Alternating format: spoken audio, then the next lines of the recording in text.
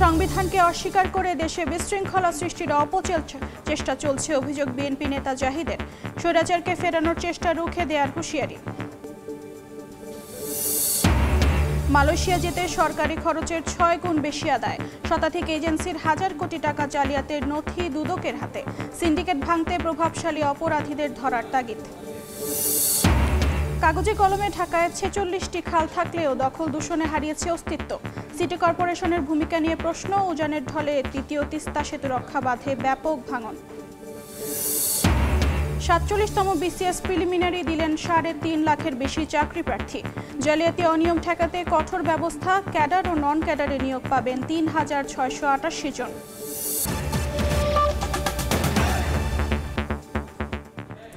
সময় সংবাদের সঙ্গে আছি আমি অর্চিতা শেজেন। সংবিধান যে এখনো কার্যকর তা অস্বীকার করে দেশে বিশৃঙ্খলা সৃষ্টির অপচেষ্টা চলছে বলে অভিযোগ করেছেন বিএনপির স্থায়ী কমিটির সদস্য ডক্টর এজেড-এম জাহিদ হোসেন। সকালে রাজধানীতে এক অনুষ্ঠানে তিনি বলেন, জনগণ না চাইলেও একটি পক্ষ তাদের মত চাপিয়ে দেওয়ার মাধ্যমে স্বৈরাচার ফিরিয়ে আনার চেষ্টা করছে। বিএনপি তা হতে দেবে না। 5 আগস্টের আগে কেউ পিআর পদ্ধতি নিয়ে আলোচনা করেনি কেন প্রশ্ন তুলে জাহিদ হাসান বলেন, কিছু দল কর্তৃত্ববাদী ও ফ্যাসিস্টের মতামত দিচ্ছে। পিআর চাইলে নির্বাচনী ইশতেহারে তা উল্লেখ না করে কেন প্রেসিডেন্সিয়াল অর্ডারের দাবি তোলা হচ্ছে, এমন প্রশ্ন রাখেন বিএনপি নেতা। অন্তর্বর্তীকালীন সরকার ইসদিয়ার বা সংবিধানের প্রচলিত রেফারেন্স অনুযায়ী, হাইকোর্টে এবং সুপ্রিম কোর্টের রেফারেন্স অনুযায়ী আজকে তাকে আপনারা অস্বীকার করে কি অরাজকতার মধ্যে দেশকে ফেলতে চাচ্ছেন? উদ্দেশ্যটা কি? জনগণ না চাইলেও জনগণের কথা বলে মতামত দেওয়ার দাবিদার হওয়ার জন্য যারা আজকে এই সমস্ত দাবি তুলছেন তারা সত্যিকার অর্থে নিজের বিবেককে প্রশ্ন করুন। আমি তো এই কথা আগে বলি নাই, আমি কথা এখন কেন বলছি? আমি কেন? উদ্দেশ্য কি? তাহলে কি আমি স্বৈরাচারকে আসার জন্য একটা রাস্তা করে দিচ্ছি? নির্বাচনকে প্রলম্বিত করার জন্য আমি কোনো চেষ্টা করছি? মালয়েশিয়ায় কর্মী পাঠাতে সরকারি খরচ ৭৯,০০০ টাকা হলেও রিক্রুটিং এজেন্সিগুলো আদায় করে প্রায় ৫ লাখ। এভাবে হাজার হাজার কোটি টাকা আত্মসাতের অভিযোগে ১০১ এজেন্সি ধরা পড়েছে দুদকের জালে। এরই মধ্যে ২৫ এজেন্সির বিরুদ্ধে ২,২০০ কোটি টাকা আত্মসাতের মামলা হয়েছে। বিশেষজ্ঞরা বলছেন, প্রভাবশালীদের ছত্রছায়ায় এজেন্সিগুলো বেপরোয়া।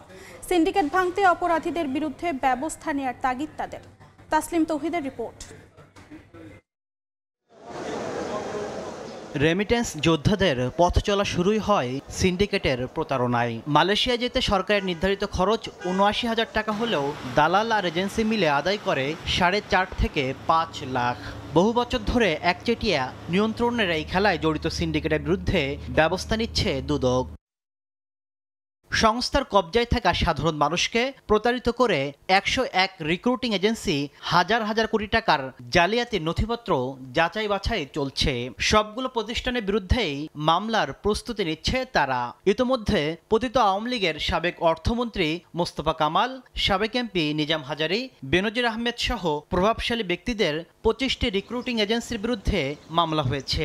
৬৪ জন আসামির বিরুদ্ধে ২,২২৮ কোটি টাকা আত্মসাতের অভিযোগ আনা হয়েছে। বিভিন্ন এজেন্সি বিভিন্ন ক্ষেত্রে পাসপোর্ট, স্বাস্থ্য পরীক্ষা এবং ইত্যাদি বলে কর্মীদের নিকট থেকে অতিরিক্ত অর্থ আদায় করেছেন। দুর্নীতি বিরোধী জাতীয় সমন্বয় কমিটির এই নেতা মনে করেন, এজেন্সি ও সরকারি কর্মকর্তার চক্রে নিঃস্ব হচ্ছে বিদেশগামী শ্রমিকরা। মাঝখানে প্রান্তিক যে মানুষগুলো আছে তারা কিন্তু ধ্বংস হয়ে যাচ্ছে, মরে যাচ্ছে। ল্যান্ডলেস যেটুকু ছিল ৫ কাঠা জমি সেটাও শেষ হয়ে যাচ্ছে। দেশে যখন আসে নিঃস্ব হয়ে আসে। ব্যাংক অ্যাকাউন্টগুলো যদি প্রতি সময় মনিটরিংয়ে থাকে, প্লাস তাদের যে গোয়েন্দা বাহিনী আছে, যে প্রতিরোধ আছে, ওদের দুর্নীতি দমনের প্রতিরোধ শাখা আছে, তারা দেখবে সে কি করতেছে। অভিবাসন বিশেষজ্ঞরা বলছেন, এই সিন্ডিকেট সক্রিয় থাকলে সংকটে পড়বে শ্রমবাজার। দৃষ্টান্তমূলক কিন্তু কোনো রেকর্ডিং এজেন্সির বিরুদ্ধে কিন্তু আমাদের মন্ত্রণালয় বা অধিদপ্তর তেমন কোনো ব্যবস্থা নিতে পারে নাই। আপনি মিডল ইস্টেও কিন্তু ১,৬৫,০০০ টাকা সৌদি আরব, সেখানে কিন্তু ৬ লাখ ৭ লাখ টাকায় মানুষ যাচ্ছে। কিন্তু জেনে যদি তার প্রতিকার না করে, তার বিরুদ্ধে যদি ব্যবস্থা নেয়, তাহলে তো এটা কোনোভাবেই রোধ করা সম্ভব না। দুদক বলছে, প্রয়োজনে প্রতারণার সঙ্গে জড়িত এজেন্সি সংশ্লিষ্টদের দেশ থেকে নিষেধাজ্ঞা ও গ্রেফতারে পদক্ষেপ নেবে তারা। তাসলিম তৌহিদ, সময় সংবাদ, ঢাকা। জলাশয় নগরী ঢাকা এখন কংক্রিটের জঞ্জাল। অবৈধ দখলদারদের দৌরাত্ম্য আর রক্ষণাবেক্ষণের অভাবে হারিয়ে গেছে অনেক খাল। দিনের পর দিন লড়াই করে যেগুলো টিকে আছে সেগুলো এখন অস্তিত্ব সংকটে। বিশেষজ্ঞরা বলছেন, খাল উদ্ধারে সিটি কর্পোরেশনের যে অল্প কিছু কাজ তা লোক দেখানো। দখলদারদের বিরুদ্ধে আইনের প্রয়োগ আর যথাযথ উদ্যোগ ছাড়া বাঁচিয়ে রাখা সম্ভব না বাকি খালগুলো। মঞ্জুর রহমানের ছবিতে ওয়ালিউল সাকিবের বিশেষ প্রতিবেদন।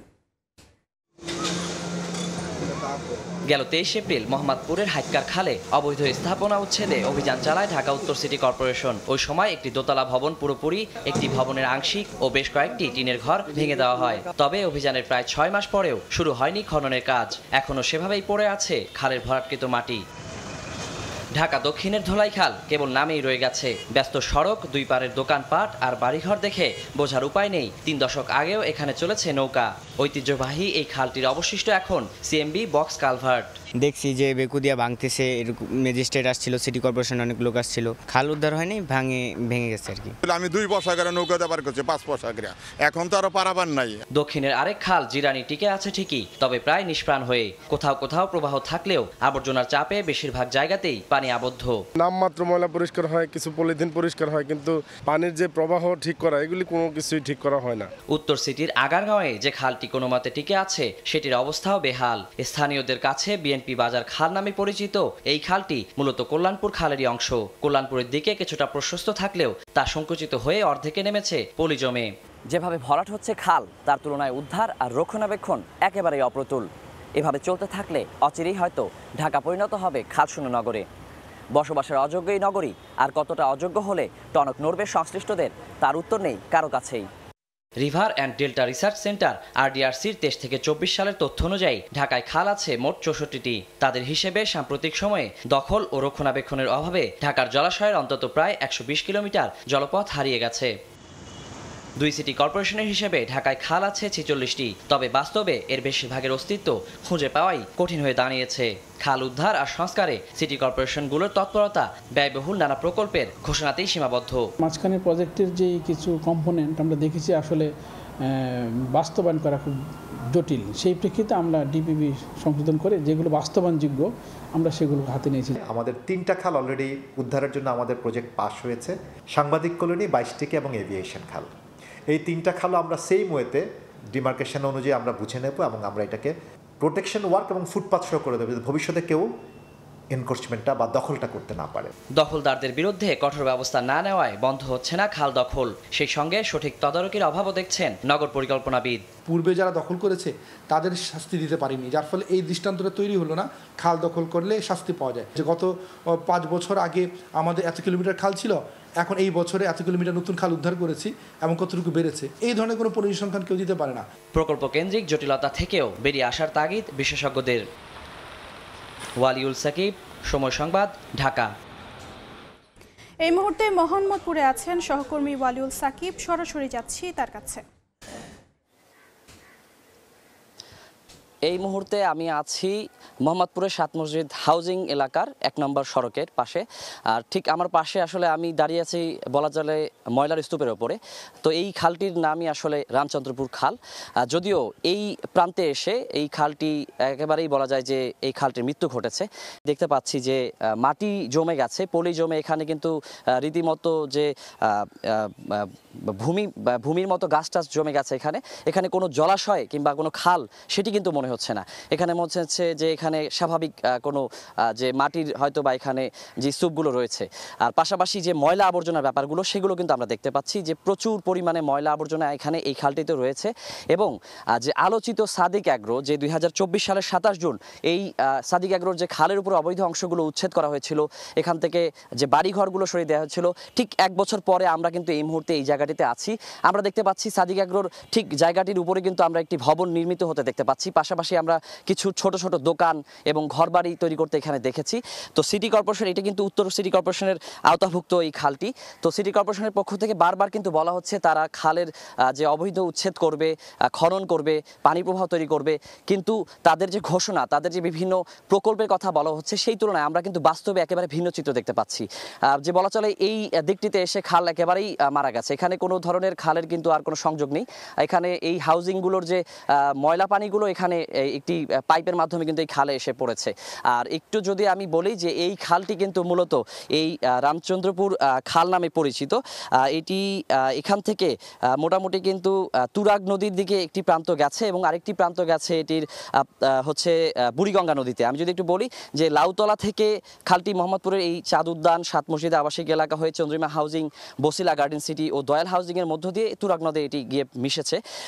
মোটামুটি 3.10 কিলোমিটার দৈর্ঘ্যের এই খালটি। পাশাপাশি লাউতলার পরের যে অংশটুকু সেটি আছে রামচন্দ্রপুর খালের বসিলা পার্ক হয়ে Basila garden city, Suchona housing, Basila model town, Shahjalal housing ও বসিলা সিটি ডেভেলপারের পাশ দিয়ে বুড়িগঙ্গায় পড়েছে। তো যেমনটি আমি বলছিলাম যে আসলে যে খাল উচ্ছেদের যে ঘোষণা দেয়া হয় কিংবা পরিষ্কার করা, রক্ষণাবেক্ষণের যে উদ্যোগগুলো নেওয়া হয় একেবারেই অপ্রতুল।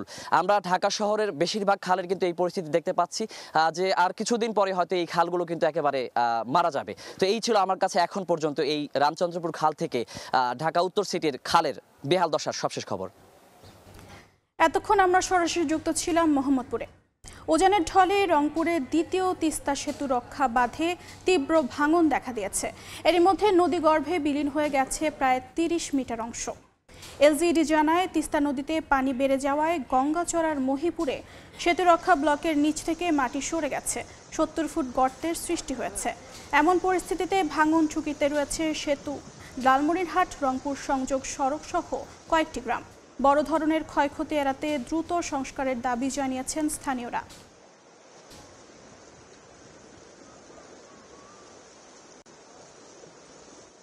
আমাদের এখানে 20 কে 20 সম্পত্তি আমরা সব ধ্বংস হয়ে গেছে। খেত খালা সমস্ত রূপে নষ্ট হয়ে যাওয়ার সম্ভব না, ঝুঁকিপূর্ণ পড়ে গেছে। মাথাটা ভাঙছে, এখনো আছে, এখনো রক্ষা করা সম্ভব। এটা তো এলজিডির আন্ডারে হয়েছে কাজ, এটা যদি উদ্যোগ নেয় তাহলে এখনো সম্ভব আটকা। তিস্তা মহাপরিকল্পনা বাস্তবায়ন করুক সরকার, করলে হয়তো বা আমরা এই তিস্তা নদীর ভাঙ্গন থেকে রক্ষা পাবো। পানি আছে এখন বর্তমানে, পানিটা একটু নেমে গেলেই আমরা প্রয়োজনীয় ব্যবস্থা নিব।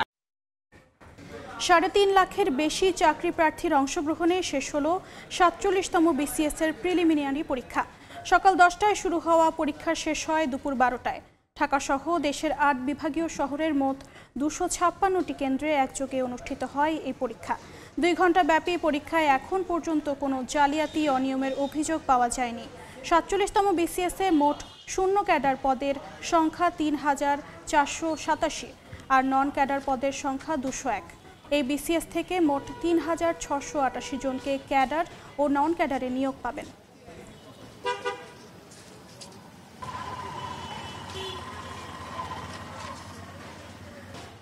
এই মুহূর্তে ধানমন্ডিতে ইউনিভার্সিটি উইমেন্স ফেডারেশন কলেজ কেন্দ্রে আছেন সহকর্মী আতাউর কাউসার।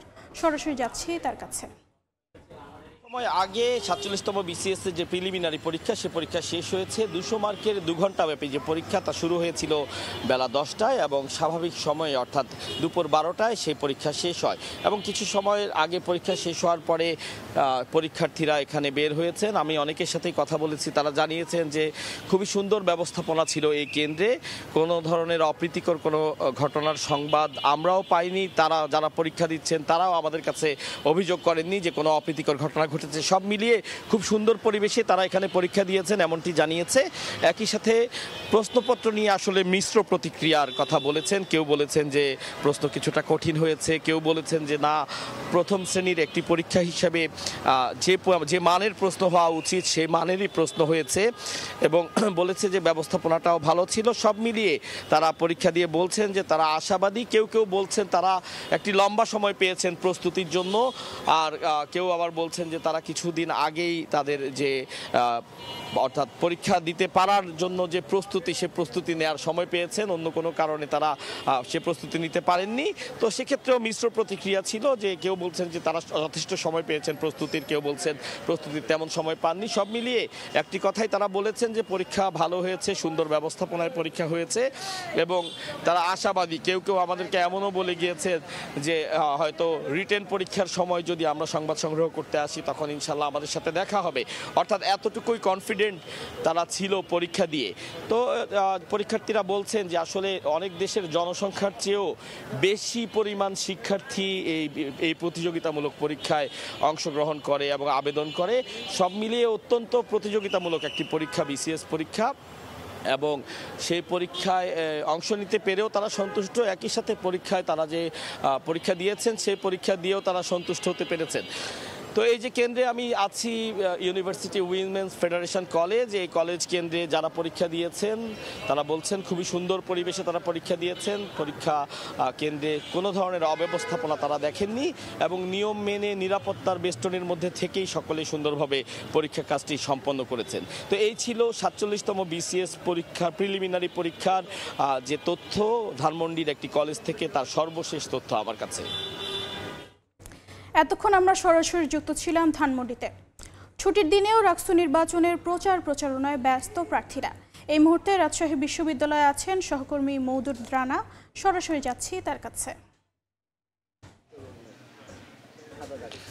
রাকসু নির্বাচন নাকি পোষ্য কোটা, এই ইস্যুতে রাজশাহী বিশ্ববিদ্যালয়ের শিক্ষক, কর্মকর্তা, কর্মচারী, বিশ্ববিদ্যালয় প্রশাসন এবং যারা প্রার্থী হয়েছেন তারা, শিক্ষার্থীরা সবাই অস্বস্তিতে। এখানে বিশ্ববিদ্যালয় প্রশাসন যেটি বলছে, তারা যদি এই পুনর্বহাল করা যে পোষ্য কোটা সেটির সিদ্ধান্ত বাতিল করেন, সেক্ষেত্রে যারা আন্দোলনরত কর্মকর্তা, কর্মচারী, শিক্ষকরা রয়েছেন তারা রাকসু নির্বাচনে কোনো দায়িত্ব পালন করবেন না। অন্যদিকে যারা প্রার্থী রয়েছেন, শিক্ষার্থীরা রয়েছেন, তারা বলছেন যে রাকসু ঘোষিত সময়ে হতে হবে, অন্যদিকে তাদের যে পোষ্য কোটা আবারও ফিরিয়ে আনা হয়েছে সেটি বাতিল করতে হবে। সব মিলিয়ে রাজশাহী বিশ্ববিদ্যালয়ে এই রাকসু কোটা এবং রাকসু নির্বাচন এবং পোষ্য কোটা এটি নিয়ে আসলে এক ধরনের ধাঁধা, সংশয়, সন্দেহর দোলাচল তৈরি হয়েছে। আমরা যেটি দেখেছি যে গতকাল বিকেলে বিশ্ববিদ্যালয় প্রশাসন যে পোষ্য কোটা সেটি আবারও ফিরিয়ে আনেন 10টি শর্তে এবং তারপর থেকে প্রার্থীরা, শিক্ষার্থীরা তারা আন্দোলন শুরু করেন। তারা বিশ্ববিদ্যালয়ের যে উপাচার্য বাসভবন সেখানে সেটি ঘেরাও করেন এবং তারা মধ্যরাত পর্যন্ত তাদের কর্মসূচি চালিয়েছেন এবং আজকে দুপুরে কেন্দ্রীয় যে মসজিদ রয়েছে সেই মসজিদের থেকে তাদের যে বিক্ষোভ কর্মসূচি সেটি শুরু হওয়ার কথা রয়েছে। অন্যদিকে যারা প্রার্থীরা রয়েছেন তারা বলছেন যে তারা কোনোভাবেই যে পোষ্য কোটা সেটি রেখে নির্বাচনে অংশ নেবেন না। অন্যদিকে কর্মকর্তা, কর্মচারীরা বলছেন যে তাদের দাবি না মানা হলে, সেটি যদি আবারও বাতিল করা হয়, তাহলে তারা রাকসু নির্বাচনে অসহযোগিতা করবেন। সব মিলিয়ে বিশ্ববিদ্যালয় প্রশাসন দ্বিধাদ্বন্দ্বের মধ্যে পড়েছে এবং আমরা যতটুকু শুনতে পেরেছি তারা এটি নিয়ে নানান পক্ষের সাথে কথা বলছেন এবং একটি সিদ্ধান্তে আসবেন। আপনাকে জানিয়ে রাখি যে রাজশাহী বিশ্ববিদ্যালয় কেন্দ্রীয় ছাত্র সংসদ, সিনেট ছাত্র প্রতিনিধি এবং হল সংসদ নির্বাচনে যারা প্রার্থীরা রয়েছেন তারা একদিকে আন্দোলনমুখী, অন্যদিকে নির্বাচনী প্রচারণায় ব্যস্ত সময় পার করছেন।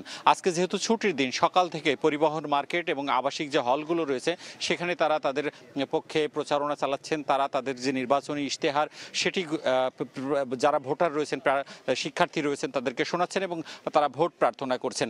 এখানে বিশ্ববিদ্যালয়ের যারা প্রার্থীরা রয়েছেন তারা বলছেন যে ঘোষিত যে 25 সেপ্টেম্বর সেই তারিখেই নির্বাচন হতে হবে এবং আর মাত্র 4 দিন বাকি আছে। তারা তাদের সর্বোচ্চ চেষ্টা দিয়ে সব শিক্ষার্থীদের কাছে তাদের যে বার্তা সেটি পৌঁছে দেওয়ার চেষ্টা করছেন। এই ছিল রাজশাহী বিশ্ববিদ্যালয় থেকে আমার কাছে সর্বশেষ। এতক্ষণ আমরা সরাসরি যুক্ত ছিলাম রাজশাহী বিশ্ববিদ্যালয়ে। দীর্ঘদিন জেল খাটার পর আবারও অস্ত্র মামলায় গ্রেফতার বুয়েট শিক্ষার্থী সনি হত্যা মামলার আসামি মুশফিক উদ্দিন টগর। সকালে কারওয়ান বাজারের মিডিয়া সেন্টারে এক ব্রিফিংয়ে র্যাব জানায় বৃহস্পতিবার বিকেলে অভিযান চালিয়ে রাজধানীর আজিমপুর থেকে তাকে গ্রেফতার করা হয়। এ সময় একটি বিদেশি রিভলভার, 156 রাউন্ড গুলি, 2টি মুখোশ, শর্টগানের খালি কার্তুজ ও 2টি মোবাইল ফোন উদ্ধার করা হয়। তার বিরুদ্ধে লালবাগ থানায় মামলা প্রক্রিয়াধীন। এর আগে 2002 সালের বুয়েট শিক্ষার্থী সনি হত্যা মামলায় দণ্ডপ্রাপ্ত হন টগর। মুগদা থানায় তার নামে একটি মাদক মামলা রয়েছে। 155 রাউন্ড অ্যামুনিশন, একটি কাঠের পিস্তলের গ্রিপ, একটি 7.62 মিলিমিটার মিসফায়ার গুলি, একটি শটগানের খালি কার্তুজ, 2টি অবিকল মানুষের মুখাঙ্কিত মুখোশ এবং 2টি মোবাইল ফোন উদ্ধার করা হয়। জিজ্ঞাসাবাদকালে জানা যায় যে তার পূর্ণ নাম মুশফিক উদ্দিন টগর এবং তিনি 2002 সালে বুয়েট শিক্ষার্থী সাবিকুন নাহার সনি হত্যা মামলার একজন অন্যতম আসামি ছিলেন। কক্সবাজারে গাড়ি থামিয়ে ডাকাতির সময় মারধরে এক যুবক নিহত হয়েছেন। এ সময় আহত হয়েছেন আরও 4 জন। বৃহস্পতিবার চকরিয়ার মালুমঘাট এলাকায় রশির ফাঁদ দিয়ে দুটি মোটর সাইকেলের গতিরোধ করে ডাকাতেরা। এ সময় মোটর সাইকেলে থাকা 5 আরোহীকে মারধর করে তারা। এক পর্যায়ে টাকা, মোবাইল ফোন সহ ব্যাগ লুট করে পালিয়ে যায় ডাকাতরা। পরে আহত অবস্থায় 5 জনকে উদ্ধার করে চকরিয়া উপজেলা স্বাস্থ্য কমপ্লেক্সে নিলে একজনকে মৃত ঘোষণা করেন চিকিৎসক। জড়িতদের ধরতে অভিযান চলছে বলে জানিয়েছে পুলিশ। নিহত মাহমুদুল হক উখিয়ার বালুখালী এলাকার বাসিন্দা ছিলেন। স্টিলটেক মানে গুণগত মানের নিশ্চয়তা। It's all about stainless style. যুক্তরাষ্ট্র থেকে পণ্য আমদানি বাড়াতে দৃশ্যমান পদক্ষেপ নিতে বিলম্ব হলে শুল্ক ইস্যুতে বেঁকে বসতে পারেন মার্কিন প্রশাসন, এমন আশঙ্কা ব্যবসায়ীদের। এ অবস্থায় দুই দেশের বাণিজ্য ঘাটতি কমাতে সরকারি ক্রয় কার্যক্রম দ্রুত সম্পন্ন করার তাগিদ দিয়েছেন অর্থনীতিবিদরা। সেই সঙ্গে বেসরকারি পর্যায়ে মার্কিন পণ্য ও কাঁচামাল আমদানি বাড়াতে নীতি সহায়তা দিয়ে ব্যবসায়ীদের পাশে দাঁড়ানোর পরামর্শ তাদের। MS আরিফিনের report. সরকার তো একটা সমঝোতায় তো এসেছেন, যেটার কারণে 37 থেকে এটা 20-এ এটা নামিয়ে নিয়ে আসা হয়েছে। এই যে আমরা ওদের কিছু কমিটমেন্ট করলাম, এই কমিটমেন্টগুলো যদি আমরা খুব কুইকলি এক্সিকিউট করি। বাণিজ্য ঘাটতি কমানোর শর্তে বাংলাদেশি পণ্য রপ্তানিতে আরোপ করা বাড়তি 37% শুল্ক কমিয়ে গেল 1 আগস্টে 20% করেছে মার্কিন যুক্তরাষ্ট্র। এরই মধ্যে মার্কিন কোম্পানি বোয়িং থেকে 25টি বিমান কেনার আগ্রহ দেখিয়েছে ঢাকা। যুক্তরাষ্ট্র থেকে LNG, গম, সয়াবিন ও তুলা আমদানির বাড়ানোর লক্ষ্যও ঠিক করেছে বাংলাদেশ। তবে আমদানি বাড়াতে দৃশ্যমান পদক্ষেপ নিতে বিলম্ব হলে বেঁকে বসতে পারে ট্রাম্প প্রশাসন, চাপ বাড়াতে পারে রপ্তানিকারকদের ওপর, এমন আশঙ্কা করছেন উদ্যোক্তারা। ইউএসকে বোঝা ভেরি টাফ। আমরা যদি কোনো দেরি করে ফেলি তখন হয়তো বা আমাদের পিছু উঠে পড়ে লাগবে না, 20% না, এটাকে আরো একটু বেশি করে করতে হবে। এই জন্য আমরা সরকারের কাছে বলছি, আমরাও কাজ করে যাচ্ছি, যে কমিটমেন্টগুলো করেছি এগুলো যেন আমরা খুব তাড়াতাড়ি বাস্তবায়ন করতে পারি।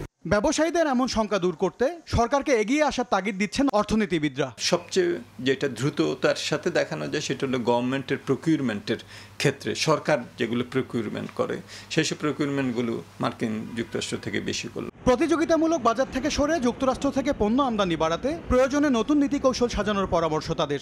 ব্যক্তিখাত যেটা আমদানি করবে সেখানে তার যদি লস দিয়ে আমদানি করতে তাহলে সে উৎসাহিত হবে না। ব্যক্তিখাতেরটাকে যদি প্রণোদিত করতে চায়, ট্রেড ডাইভার্সন করে অন্য দেশ থেকে না কিনে মার্কিন যুক্তরাষ্ট্র থেকে কেনার জন্য প্রণোদিত করা, তাহলে সেটা করতে গেলে ব্যক্তিখাতকেও কিছুটা সুযোগ সুবিধা সেখানে দিতে হবে।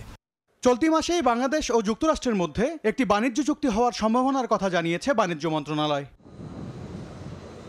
MS আরিফিন, সময় সংবাদ, ঢাকা। শাহজালাল আন্তর্জাতিক বিমানবন্দরের নিরাপত্তার দায়িত্ব আর্মড পুলিশ ব্যাটালিয়ন APBNকে দেওয়া হয়েছে। একই সঙ্গে ব্যারাকে ফিরিয়ে নেওয়া হয়েছে বিমান বাহিনীর টাস্ক ফোর্স সদস্যদের। বুধবার প্রধান উপদেষ্টার দফতরে এক বৈঠকের পর APBNকে দায়িত্ব দেয়া এবং বিমান বাহিনীর সদস্যদের ফিরিয়ে পাঠানোর সহ 6টি সিদ্ধান্ত হয়। পুলিশ ও বেবিচক সূত্র জানায়, বুধবার বিকেল 3টায় প্রধান উপদেষ্টার দফতরে অনুষ্ঠিত ওই সভায় সভাপতিত্ব করেন প্রধান উপদেষ্টার আন্তর্জাতিক বিষয়ক বিশেষ সহকারী লুৎফে সিদ্দিকী। এতে অংশ নেন সংশ্লিষ্ট মন্ত্রণালয় ও দফতরের প্রধানরা।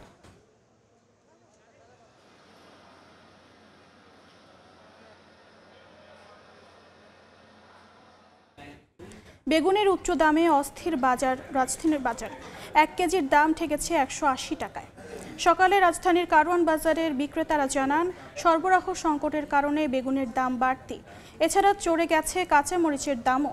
40 থেকে 60 টাকা বেড়ে বিক্রি হচ্ছে 160 টাকা থেকে 180 টাকায়। তবে কমতির দিকে সবজির বাজার। পটল, ঢেঁড়স, কাঁকরোল, করলা প্রতি কেজি বিক্রি হচ্ছে 50 থেকে 60 টাকার মধ্যে। এদিকে অপরিবর্তিত রয়েছে ইলিশের দর। 1 কেজি ওজনের একটি বিক্রি হচ্ছে 2100 টাকায়। সপ্তাহ ব্যবধানে 10 টাকা কমেছে ব্রয়লার ও সোনালী মুরগির দাম।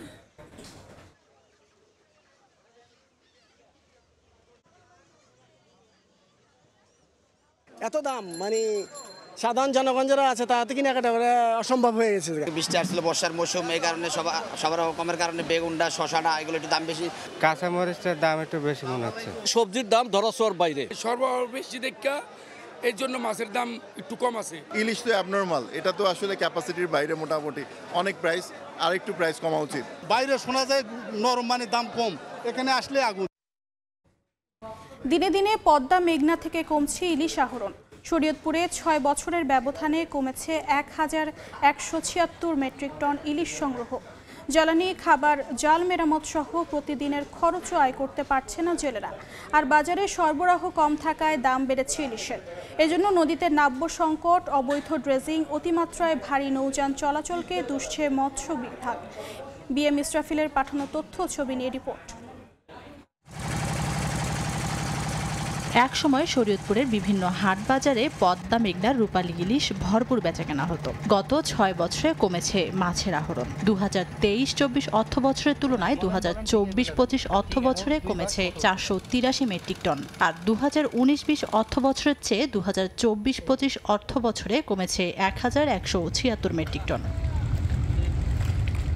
ইলিশ ধরার আশায় প্রতিদিন প্রতিটি নৌকায় করে নদীতে নামে 10 থেকে 12 জন জেলে। 12 ঘন্টা নদীতে জাল ফেলে মিলছে 12 থেকে 16টি ইলিশ। জ্বালানি, খাবার, জাল মেরামত সহ প্রতিদিনের খরচও আয় করতে পারছেন না তারা। গতবারে এবার মাছ অর্ধেক কম। তেল পুরা যদি যায়, যদি না পোষে তাহলে দেশে যায় লাভ আছে।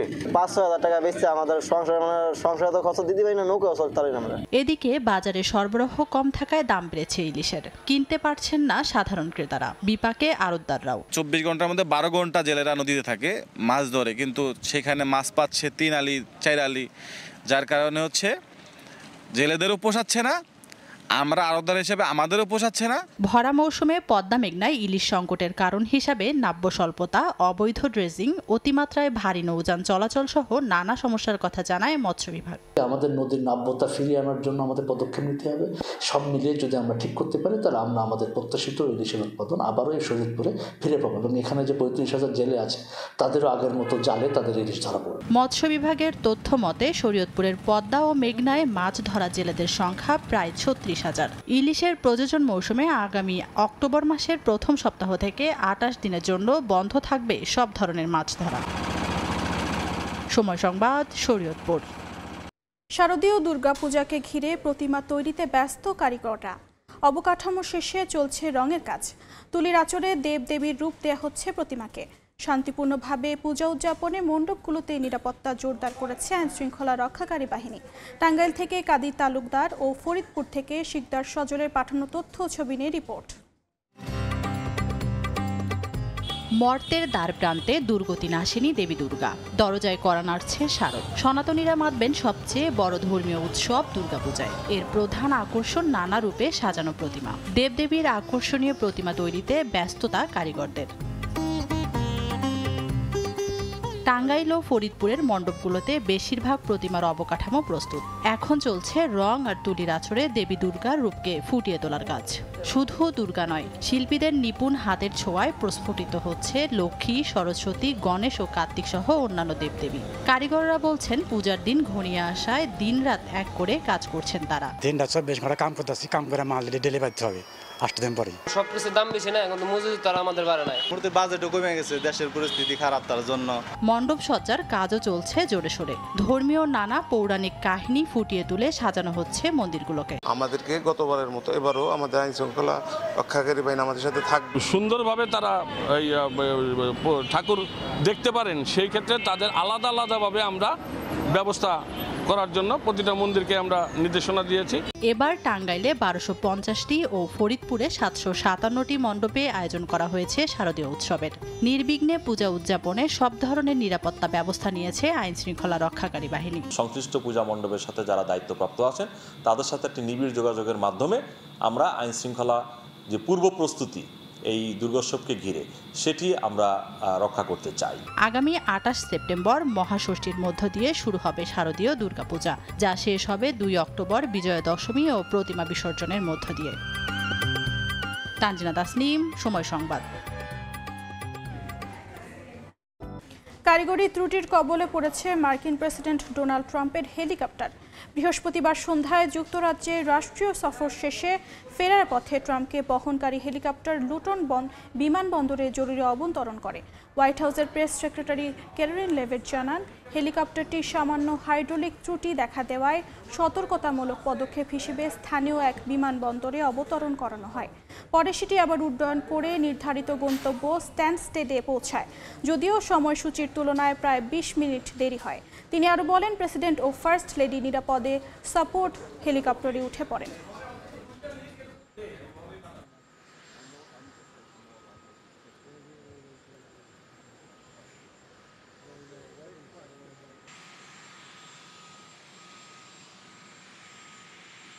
সময় সংবাদের শীর্ষ সংবাদগুলো জানিয়ে দিচ্ছি আরেকবার। সংবিধানকে অস্বীকার করে দেশে বিশৃঙ্খলা সৃষ্টির অপচেষ্টা চলছে, অভিযোগ বিএনপি নেতা জাহিদের। স্বৈরাচারকে ফেরানোর চেষ্টা রুখে দেওয়ার হুঁশিয়ারি।